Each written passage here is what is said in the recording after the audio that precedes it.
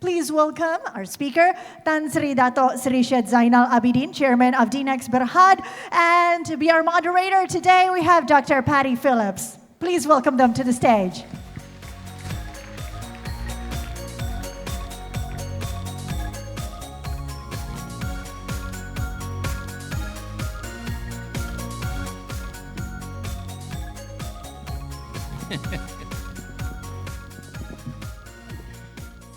Hello, everyone. So good to see you. So it is a pleasure to meet you and to get to know you. Thank and you, we're Dr. very, Patti. very excited to hear from you.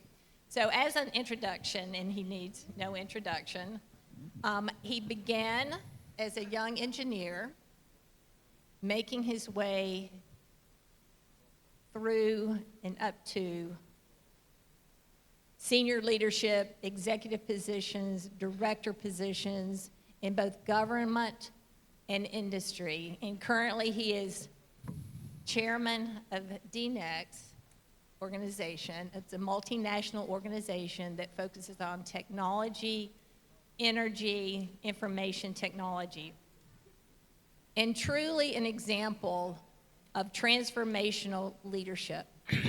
So today, he is going to share with us his thoughts on transformational leadership in this disruptive era in which we are working. And we're just very excited to hear from you today. So thank you so much for joining us. We appreciate it. Pleasure. So I'll turn it over to you. Okay. Gonna start, right? Okay, can everyone hear me? Yeah, good, all right. All right. Bismillahirrahmanirrahim. Assalamualaikum warahmatullahi ta'ala wabarakatuh. Selamat siang and very good morning, everyone. I think we've heard the minister this morning talking and Mark talk about the challenges in the workforce. Much more so today when we talk about digital disruption. I think every organization is going through some rapid change. I think I was informed that everyone here are HR practitioners. I'm not an HR person. I'm kind of a person that graduated from the School of Hard Knocks. I've done several transformations in my own organization I've led in the past in Malaysia. So what I want to share you this morning is about the challenges that every organization faces, whether you're in the private sector or in the public sector. I think the issues are the same, but more focusing about the kind of leadership that is required today. I mean, you can have all kind of a system, you can have all kind of processes in the organization, but often enough people say it's one man that can make the difference. So I think it's the leadership that's going to drive the transformation that you're going to do in your organization. And today I just want to share a little bit about, in my view, from my experience in doing several transformations, what are the skill set and the qualities that one would look into leadership? Firstly, let's talk about what are the issues that's faced by companies today. I think a lot of companies are struggling with lack of clarity and direction. I think having a purpose and a true north, I think is very important in any organization. Secondly, I think about leadership, which is what we're going to talk today. This is issues that's faced in many organizations and also in the government to some extent. Thirdly is about a weak culture. I think culture in every organization is a very important foundation. When I go to a new company, I always talk about what is the culture of the organization. And to me, it serves as a foundation. So a weak culture that's very toxic will not allow the company to grow. Fourth is about lack of integrity. I think a lot of companies today, if there are a lot of issues about integrity, you cannot build a positive work culture, and you then cannot have a high performance work culture. Third and next is about a disengaged workforce. Sometimes you can have high engagement at the top, but when you go down to the organization, the whole masses are disengaged. People are not aligned. People are not, providing the right support and ownership of the true north. And these are issues that's common face. And lastly is about, a problem about technology adoption. I mean, the company that I am chairing today, we are in the semiconductor business. And with the likes of AI, the changes is very rapid. And sometimes if you don't invest, you don't adapt, then you are left behind very quickly. So I think these are issues today that we are struggling. And these are the six issues that I would like to, share with that companies do face today in doing transformation. Now, if you understand the issues that have been faced, I think the next thing to do is how do we then initiate transformation? And you don't really have to hire a consultant to do the transformation. I think you do it yourself. It's not that difficult, but there are a few ingredients, in my view, that you have to build on. Firstly, is about creating a compelling reason for change. And people say what we call a burning platform. And that burning platform must be very simple and very clear to understand. Sometimes we hire the like of BCG, McKinsey, that come in to give you a very high-level perspective about change, but when it trickles down to the organization, people do not understand. So the reason to change must be very important and very clear. Next is about setting up a proper organization. I've seen many people trying to transform, but you have the same guy that's doing the business is also doing transformation. So what happens, you get sucked into the same old process that you want to do, and that destroys the transformation that you want to do. So often enough, transformation needs to be quite a two separate entity. Doesn't have to be big, could be very small, but a very focused group of people that drives the change in the organization. Now, thirdly is about having an effective communication. And it's, from my experience, you don't do the communication by what we call delegating it to your staff. The change must come from you. And often enough, the CEO can also be called the Chief Change Officer. He's the one who needs to communicate. And the communication must be effective and must be crystal clear. And, in my experience, when you want to do a transformation, you are the one that has to do all the town hall. You cannot down-delegate the communication because often enough, as one guy, communicate to the other person, the communications get diluted and the content, get lost in translation. Number 4 is about having an agile workman. I've seen many people that want to transform, but they don't create an environment that allows fast decision making. So here you are trying to make a change, but you are stuck to the same ecosystem that's very slow, very bureaucratic, and then, it's very late in making a decision to move the organization forward. So agile environment is very important if you want to do. And that's like really, doing a radical change in the way you do your business. Next, about very focused on result. We only have a limited time and we have limited resources. So if you want to do a change, you have to be very focused. Focus what you want to do, focus what you want to drive, and at the end of the day, push for results. And when you have good results, you can celebrate success. You can then reinvent, realign yourself based on the issues that you have faced in the transformation. Next is about sharing of information. I've seen many CEOs or many top managers, when you have information, you find it very, very confidential. You hesitate to share with your community in your organization. I think sharing this information is very important. If you want everyone in the pyramid to be aligned and to be engaged, sharing information in a timely manner becomes very important. Whether it's a problem, whether it's a solution, or whether it's a result, it has to be shared. And if not, people are going to be, doing many different things at different time, and people are not aligned to the truth that you have started in the beginning. Next is about creating a culture of in continuous improvement. People do the change, but people cannot sustain the change because it's very, what we call fictitious. It's very superficial. To create and drive transformation, it's about creating environment. If you work in a Japanese environment, they call it Kaizen. It's a culture about continuous improvement. And when you really motivate people to volunteer and to create that what we call, spirit about suggestion, recognizing the suggestion that people make, and reward people that make the change in the organization. And lastly, it's about It's about fast decision making. People want to transform, but you still have, for example, a simple approval requires 7 signatures in the old system.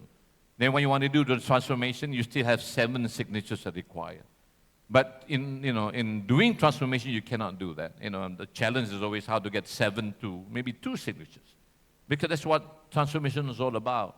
So the transformation that I've done, I normally go to the board and say, look, I need a mandate to make fast decision making.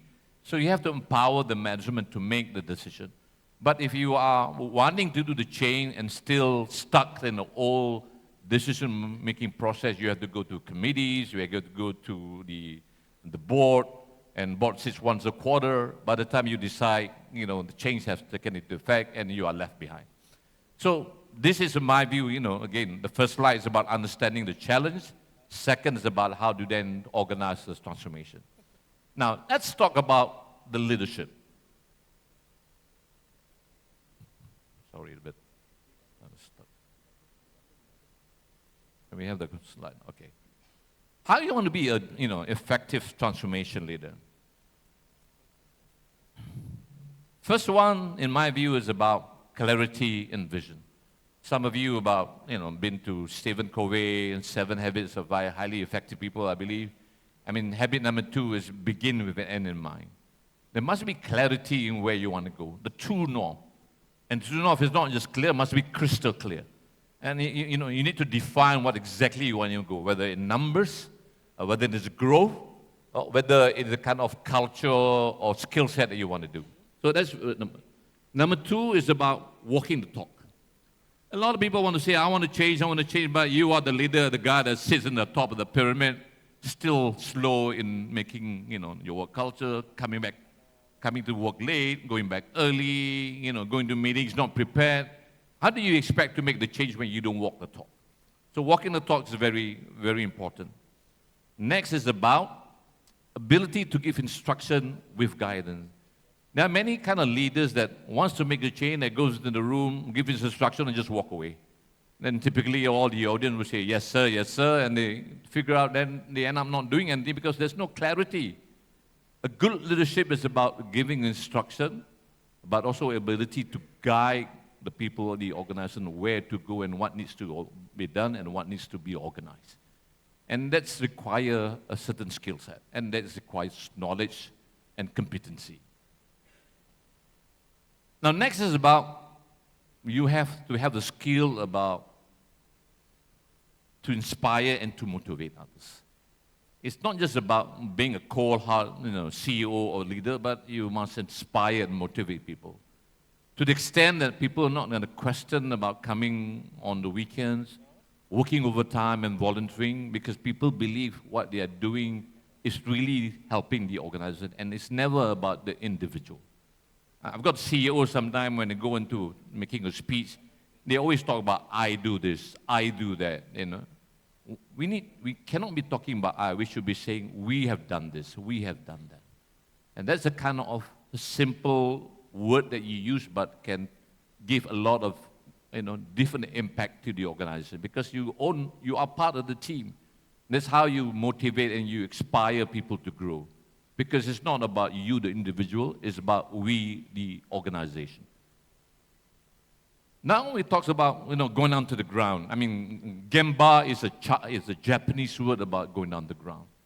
I've done transformation in an automotive company, in a semiconductor, and in oil and gas. Nothing beats about going down to the ground, to the shop floor, and feeling the pulse of the work. Sometimes you get so comfortable in your cushy environment, seat in an aircon room, then you expect to make decisions that affect 10,000 workers in your organization. And that's not going to happen. So you need to go down on the floor. And when I was the managing director of the national car company in Malaysia, I go to the factory almost every week and working on the shop floor and how to assemble the car, because then you want to see what is the problem, the pain point that they have. So that's what I mean by walking on, going down to the ground and understanding, visualizing, looking how people move, how people flow, looking at the customer experience before you want to decide to make the change that you want to do. And a lot of people that doesn't do this because they don't want to get as dirty and so on. The quality number 6 is about effective communication. I just want to spend a bit of time here. I mean, when you ask a lot of people, what does effective communication mean? It's about what? Ability to speak, maybe? High voice, clarity of voice. Is that effective communication? I don't, to me, that's only part of it. And as a leader, an effective communication is not about the ability to speak, but sometimes more important is about the ability to listen. Seek first to understand before you want to be understood. And sometimes we don't listen too much. Because you are a leader, you come in, you want to go out, my way or the highway, as you people say it. So ability to speak is important, but ability to listen, I think, becomes more important. When I was in Petronas, and Petronas, as you know, is a Fortune 500 company, and the president when I was in, one of the 7 values that they had was what we call, I can't remember. The time spent to listen to individual. So the vice president and above, you have to spend an hour every 3 months to listen to your staff. So you go into a room, 8 or 6 people will sit in the room, and you're not supposed to say anything, you just allow your staff to speak. And because the president believes to be an effective leader, you must have the ability to listen. And, you don't have to go far. Ask your wife at home, are you a good listener or not? And I'm sure he or she, can tell you whether you're a good listener or not. But effective communication is not about, it's also about listening. And a lot of time I do transformation. I spend a lot of time with my senior management, a coffee break or lunch, just listening to what they want to say.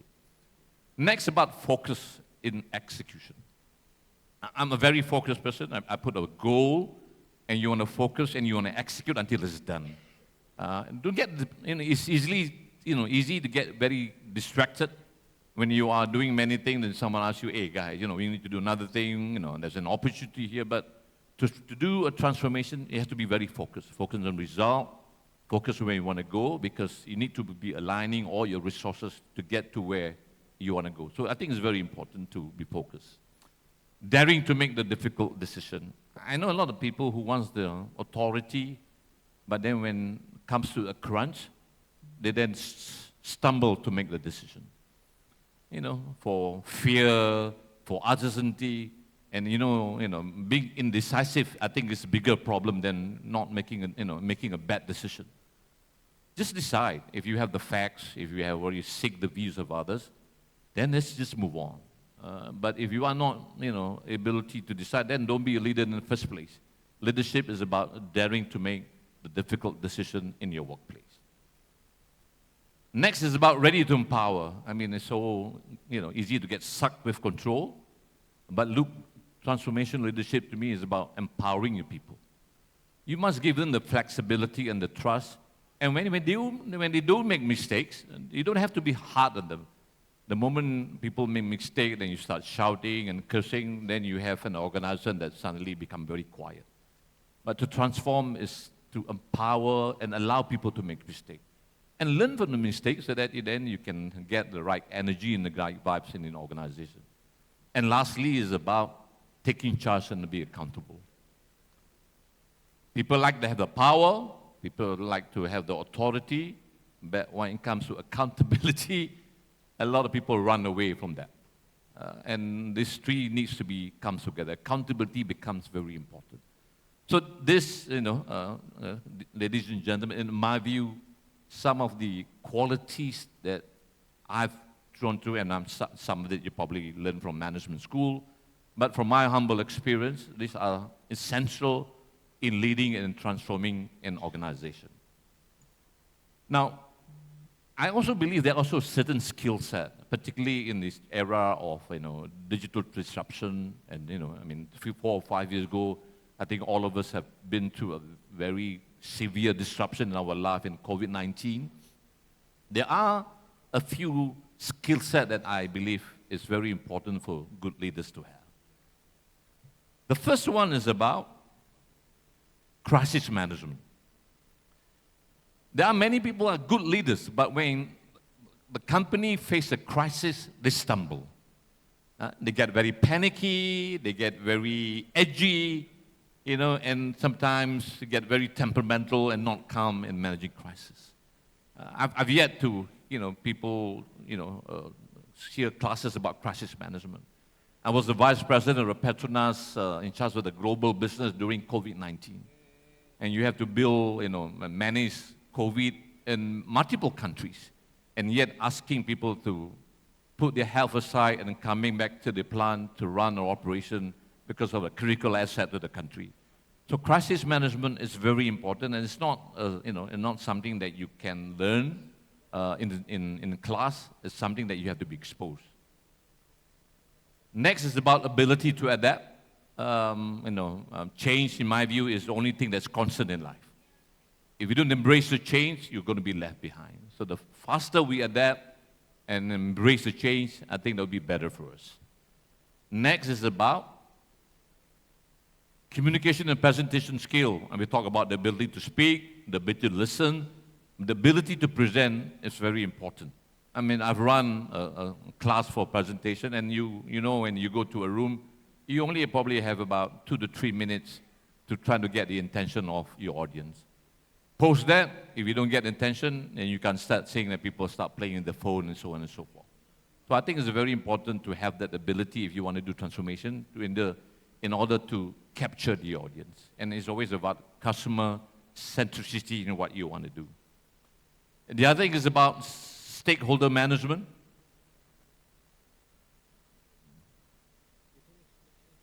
Stakeholder management becomes more acute today. Sometimes you have so many bosses that you have to deal with. Whether you are you have the chairman, you have the shareholder, you have the government, you have the minister, and it's difficult. I'm sure all of you have heard in Malaysia over the last 5 years we have 4 prime ministers, right?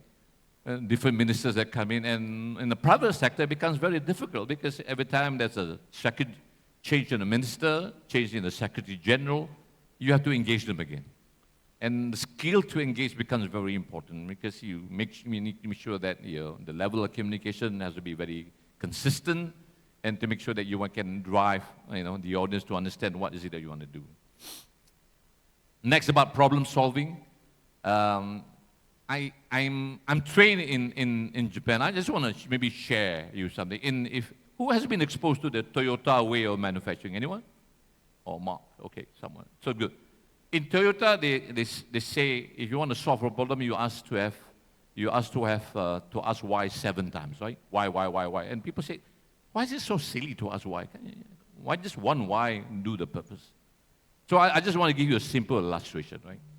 So if you go to the factory when the machine is not it's not working, you ask the operator, why is the machine not working? And the guy will answer, there's no spare parts, right?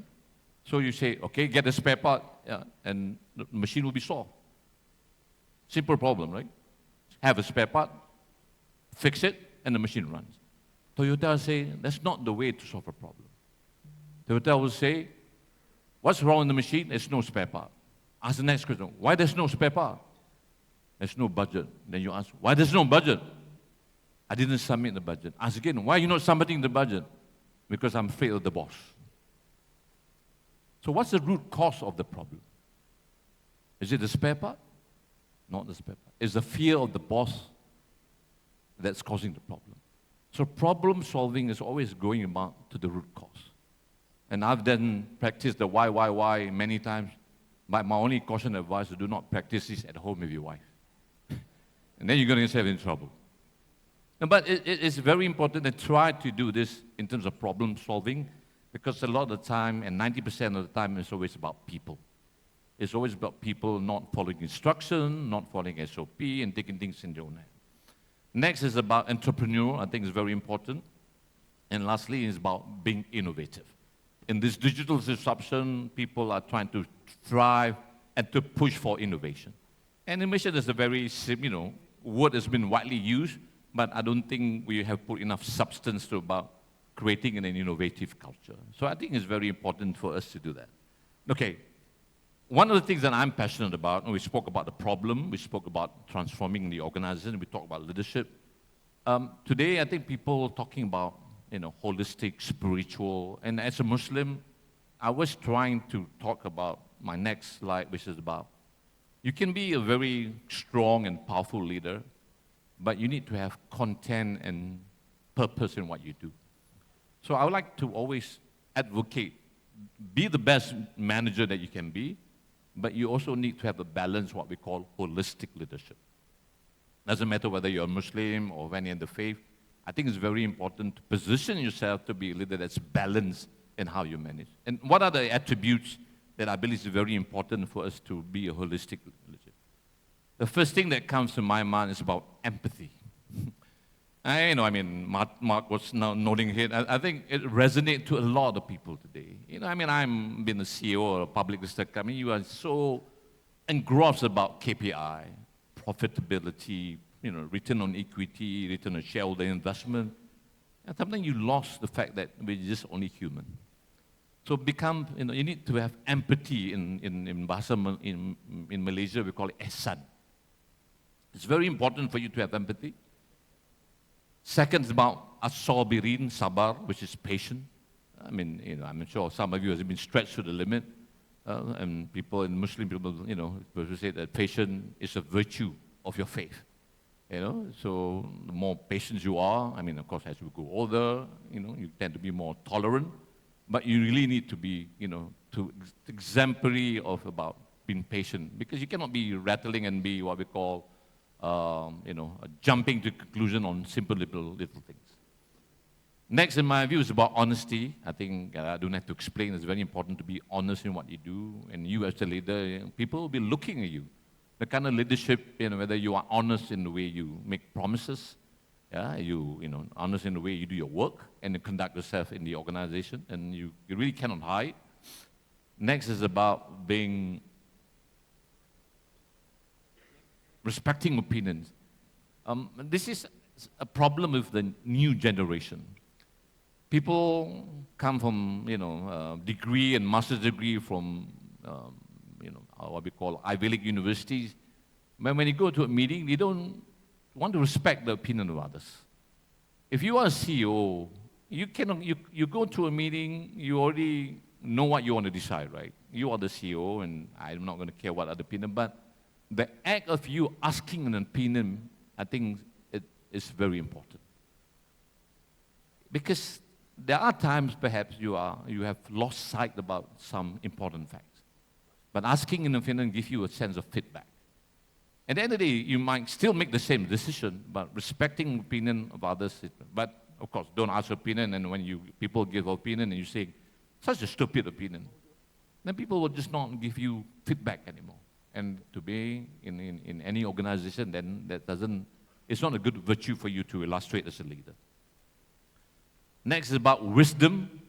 Have to be wise in what you want to do, looking at all the things on the table. The number 6 to me is very important in my view. And we talk about profitability, we talk about giving back to the community that we do. I think it's very important for us not to lose sight that we need to demonstrate to be a responsible company. Especially today, you are in ESG. The social environment becomes very important for you to make sure that you can give back to the community that work. And sometimes it's not about the money. It's just an effort, and today, in any organization, people lose this concept about volunteerism. This morning, the minister talked about gotong royong. Gotong royong is about giving back community. Can you imagine the kind of energy that you can harness? But you as a leader, you have to be the one that leads the organization. Push and make people to commit to, community work, whether within the area that you operate or in the country that you are. And I think in Petronas is a very big, a good example where Petronas give back to the community. Next is about being fair. How many of you have done performance evaluation, every year? You are HR practitioners, right? I fear every time I do this PMS every year of my employees. You have your KPIs that you measure, right? And then you do your rating, whether it's a 5 being high, or a 4 and 3, then suddenly you decide, oh, this guy's buy me breakfast every morning, This guy, come in the morning and greet me in the lift every morning and say good things about my wife, things like that. Then it kind of distort your judgment about the appraisal, right? Then as a Muslim, you have to ask yourself, have you been fair in your assessment? I mean, I fear sometimes that, you influence because people like to suck you up, and sometimes you give people a better grade. And that's a very gray line for you to toe on. And I don't want to be asked, in my other life to say, have you been fair in discharging or responding? And it's a very difficult role to manage. Next is about, I'm having a problem with this clicker. Trustworthiness. I'm trying a bit far because in interest of time. A bit about grateful. Grateful in Islamic is what shukr. You have to be grateful for all the things that you have. And sometimes we always push the organization, and we should, as a leader, we should always say that in meetings. We need to be grateful for what we have, so that people have the sense about bringing yourself, don't just to be too high and mighty. For whatever you have, and I believe God has given you the risky. And you have to be grateful.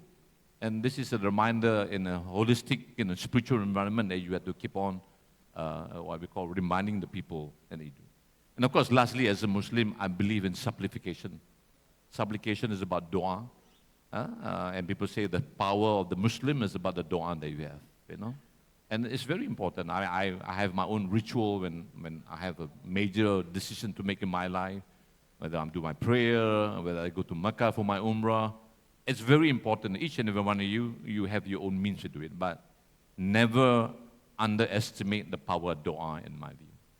And because it's such a powerful tool, but of course you have to be, truthful in the dua. You have to, of course, ask the right things in your life. So this slide about holistic leadership is very dear to me. And today I give a lot of talk and speech. I encourage everybody to be the best leader, but you can only have about content in your life if you mix what we call this holistic leadership, which means the decision that you make, the money that you get at the end of the day, become more meaningful to you if you adopt this kind of qualities. Now, at the end of the day, when we do this, what do we get? The impact to your organization, from my humble experience, number one is about you have people that's going to be empowered and they feel very engaged. They're not disconnected. When you look at the sphere, and the alignments are very clear. The true north becomes very clear, and that's very important for you to get in the organization. Second, it's about sense of self-identity. People are proud. When you have a logo, and for example, whether you're a Petronas, whether you're in Proton, people are proud to use the shirt and the uniform. The last thing that you want to do when people walk out of the factory, take out the phone and put another plane, because you don't feel sense of identity. And that's very, a very bad thing to have in the organization, because the employee, in my view, is always the asset, and they are always the ambassador of the company. And if they are shy to be an ambassador, what kind of organization are you going to react? So, but we do the right thing, people have a sense of pride. People go and talk good things about the organization. Next is about people will then take ownership of that. There's accountability. Hey, my boss take accountability. I also need to take accountability of my result. I take ownership both for the success and also take ownership for the failures that I do. Because people, that the company allows people to make mistakes. And mistake is only human, right? None of us in this room are going to be successful if we don't make the mistake in our life. So it comes as a package. But the question is, how do you treat the kind of people that make mistakes in the organization? And if you do that properly, people then take ownership, and people are not scared to take the risk and take the actions. Next, about willingness to collaborate. We talk about working in silo. Now people are what we call collaborating, trying to maximize whatever synergy that we have within the department, whether within the department and also with other stakeholders and other companies. Next, you talk about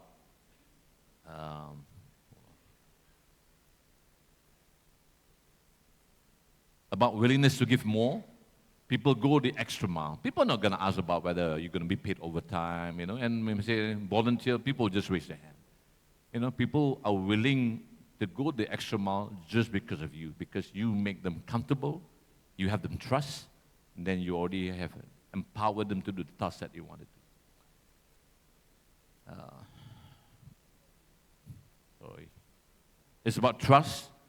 It's about healthy, healthy, balanced lifestyle. I think is also very important. I mean, I know some of us, do not like to be disturbed with the weekend. I think it's about working smart. I do respect a happy, balanced lifestyle, and I believe in what we call in this Latin word, mens sana in corpore sana, a healthy mind and healthy body. Your body must be healthy if you want to be productive in work. So you need to make sure that not only the mind is clean and and stay focused, but the body of your staff also needs to be managed. You must give them time with the family, exercise once in a while, organize events, so that they keep a balanced lifestyle. It's always not about work, gentlemen. It's always not about result. Sometimes you push the people to the limit, and people can collapse. And I don't want to take any accountability about people in my organization and being pushed to the limit just because to give the result that they want. And finally, it's about giving the good image to the company.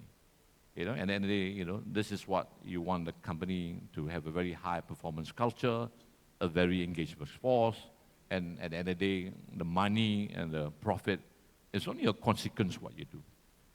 So, ladies and gentlemen, I think that's finish my slot here. Again, I'm given a task. I just want to recap.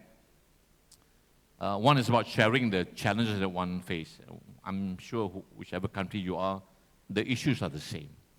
Second, about if you do understand there's a change or there's a challenge, and how do you then transform the organization? I've shared some of the basic steps that you can adapt in making sure that transformation can happen and transformation can be sustainable. Then I spent a lot of time about leadership, from the leadership qualities. I think to me that's very essential in order to drive, and the skill set that you need, in terms given the times that we have today. And finally, I always believe very clearly that you can be very strong in Western management and leadership capabilities, but you need to balance with a much more holistic leadership, so that you are actually not just another hardcore CEO that don't want to drive the business. You are only human, and you need to connect to the people, and so that you can go home, get your paycheck at the end of the month, feel a bit more fulfilled and complete as a person. So that at the end of the day, in Muslim, there's only three things you believe that we can take in our hereafter. One is the money that you donate, sedekah jariyah. Number two, filial children that prays for you. The third thing is about the knowledge that you share. And all of you are HR practitioners here. I do encourage you to share and encourage the people that you are given the responsibility, because the world that we are going today is continuously going to change. Whether you are in the small and the big, and the private and the government sector, the issues that have changed. And I said, change is the only thing that's constant in life. So thank you for your time. I hope it's been helpful to you, and I wish you all the best for all the conference today. Assalamualaikum warahmatullahi wabarakatuh.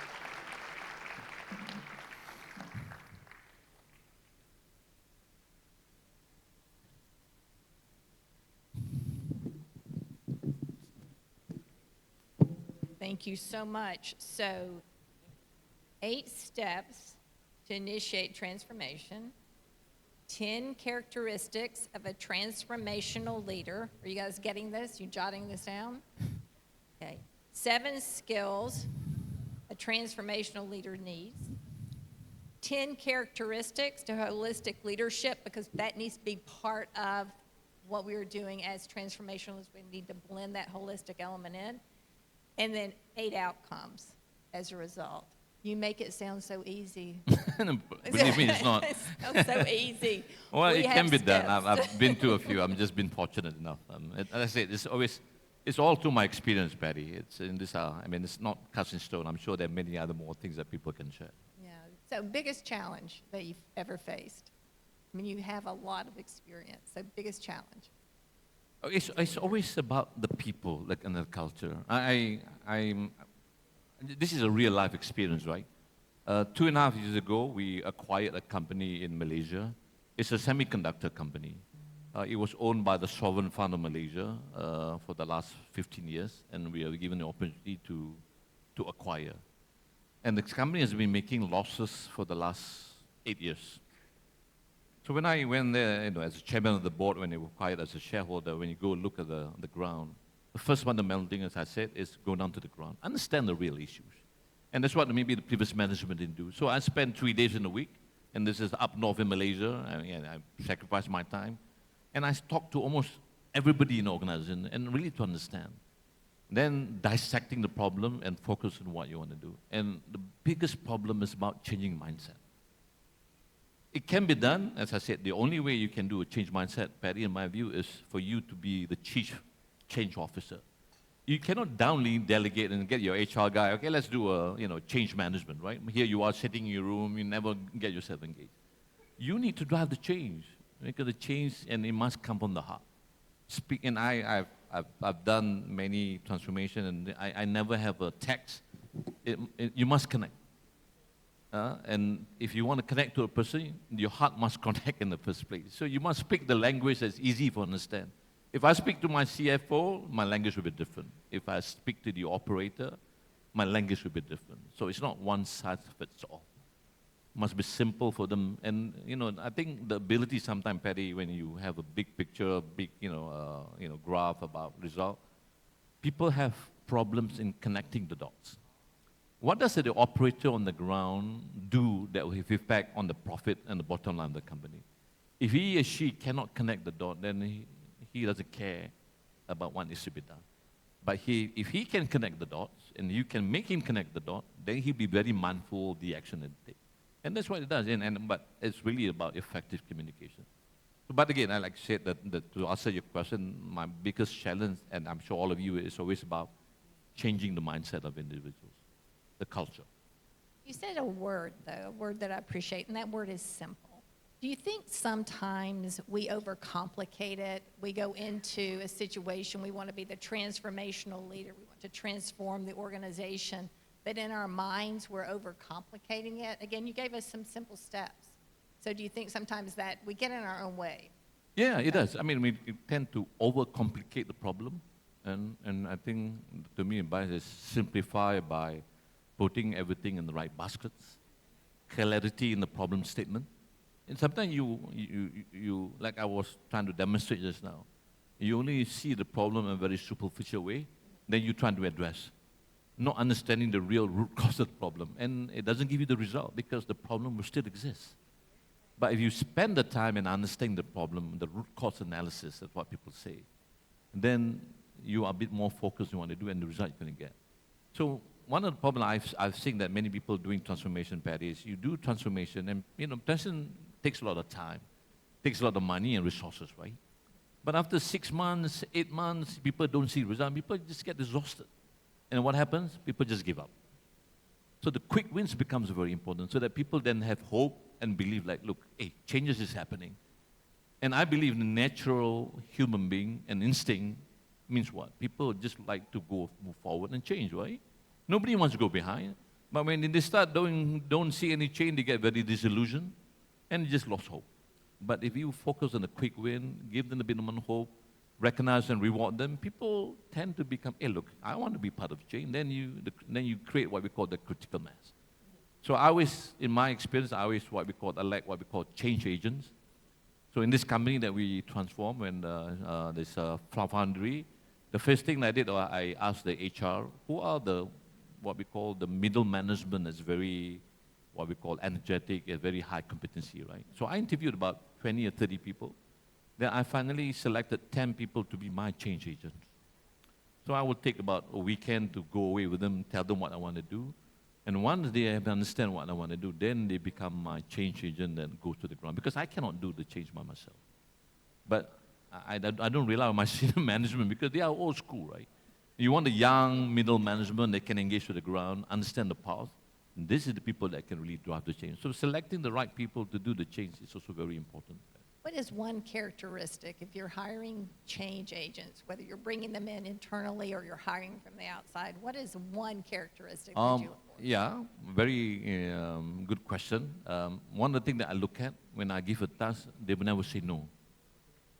A change agent must take it, the bull by his horn, and just let's try to do it first. But if you start asking questions, why do we do this, why do that? Don't ask so many questions. understand and just let's do it first. By the time you have committee after meeting at the end of the day, by the time you're lost and you end up not implementing anything. The best thing to do in my view, is just accept that this needs to be done, implement it, and as we go along, nothing's going to be, there's never going to be a right time to do a change, right? Nothing's going to be perfect. If you are waiting for all stars to be aligned, everything has to be right one day, and by the time your market will be lost. So change has to start somewhere, and the whole idea about change is that as you make a mistake, you reinvent yourself. You make all the adaptation, and don't make sure that you don't make the same mistakes again. That's what change is all about, and to me, it's the only thing that's constant in life. It's always changing, right? Yeah, it's a great point. Yeah, the only thing constant is change. And it is about forward motion. And that forward motion can be very small or it can be great leaps, right? But Correct. You're moving forward. So, no, that's brilliant. So what questions might we have before we lose Syed? Any questions from the audience? Yes. No.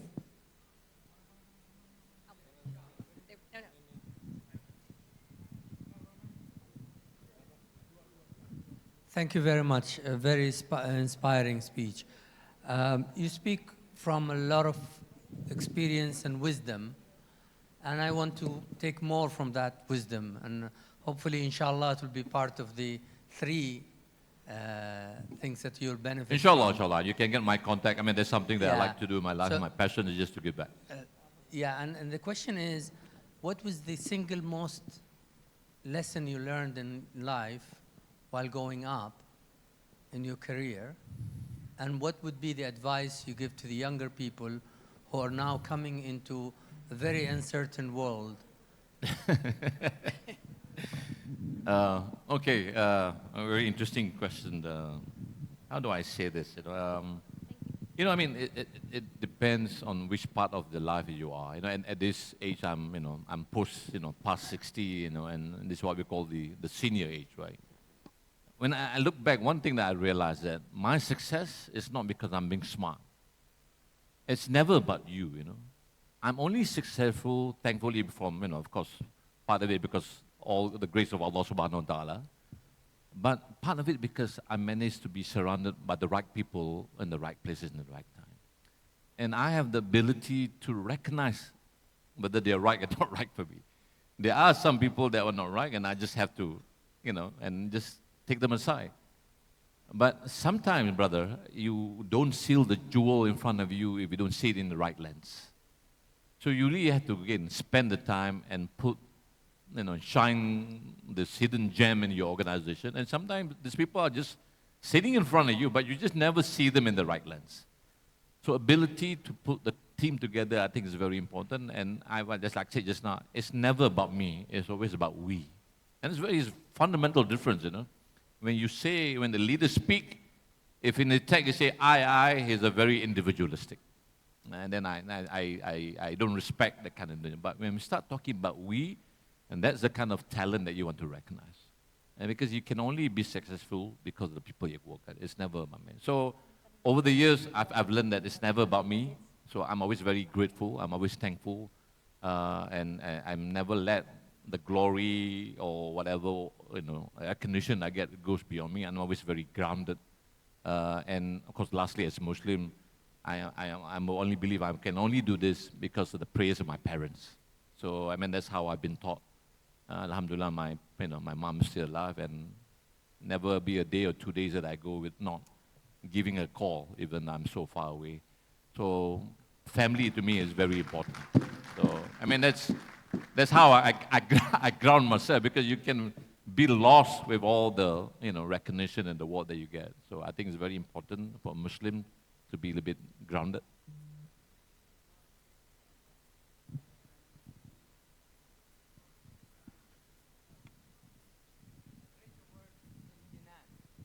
In? Imtinan. So that's what you have. What I see in you is this virtue of imtinan, which is appreciation. You appreciate others and feel appreciated. MashaAllah. That's so obvious in your character. MashaAllah. So, Jazakallah khair. imtinan is shukr, but shukr both ways. Thank you, brother. Inshallah. Nice. So the teleprompter has told us time's up, but does anyone we have one more question? Anyone have another question? I think all the tummy is already hungry for lunch. Yes, one more. Yes, sir. Yeah. Yes. Yes. Okay. Uh, Very nice. So you spoke from the heart and a lot of experience. In any transformation journey or a change management, there are people who will buy in your change decision, but some are, fence sitters, and some are resistors of change. So how to convert the fence sitters to buy in your change effort? Yeah. I think it's a very good question, brother. I've been a few people who want to change, but they're just trying to be safe, right? There are two types of individual. Number one, that individual that doesn't like to take instruction. They are all this anti-institution. And the more you instruct them, the more they resist. So when I am faced with that kind of individual, I sometimes, number one, spend time to engage with them. I'm somehow trying to get them to then see my perspective, and at the same time I see their perspective, and then I plan the idea. At the end of the day, the solution is as though it becomes from their mind, and other than from me. So I want them to realize that this is something, and you need to ask the right questions so that at the end of the day they realize, hey, this is something that I want to do, and rather than given instruction, because that's the kind of individual they are. The other type of individual is just going to be slow. Again, my view is always I engage, I give them instruction, I also guide them, because we as leaders in this room, right? Allah subhanahu wa ta'ala has given us the opportunity to travel. And we have seen, I've seen many factories in the world, whether it's Volkswagen, Toyota, Mercedes. So when I go to the factory and I tell my staff, do this and that, being Norwegian staff, they say, yes, boss, I'll do it, right? But the reality is they don't even connect. They cannot even visualize. So a good leader, as I mentioned just now, it's not just ability to give instruction, but also ability to guide. So some of these people who are on the fence center, because maybe they don't visualize, they cannot connect the dots what you want to do. And when you cannot visualize, there's no sense of purpose. And they just they don't want to take the risk. Why do I bother doing this? Because what's it to me? But when they can connect the dots, then it becomes, look, if I don't this, then I'm not going to be part of the team. I feel guilty. Then this self-conscious awareness becomes very important. And typically they would tip. But at the end of the day, brother, no matter what you do, there are also people who are just going to be totally ignorant, and they don't care. And what do? You need to remove the cancer. That's the last thing anyone want to do, right? But you have to be brutal. The last thing you want to do, Patti, you want to have a cancer in your organism that just breed. When you recognize the cancer and the cancer cannot be cured, then you ask head of HR, this guy needs to be pushed aside. Because, but I always believe people should be given an opportunity. And it's always not about, about giving instruction, but getting them to be aware and to be aligned to the purpose you want to build. I hope that answers your question, brother. Thank you so much. Okay. Thank you so much. Okay, one last question for you, Okay. because we know they're all working on their action plan. What is one action that they can take that can move them forward to becoming a transformational leader, or even improve upon their transformational leadership? One action that they can take. People can take? People right here. Yes, one action. Oh, wow. That's going to be a tough question. What action can one take?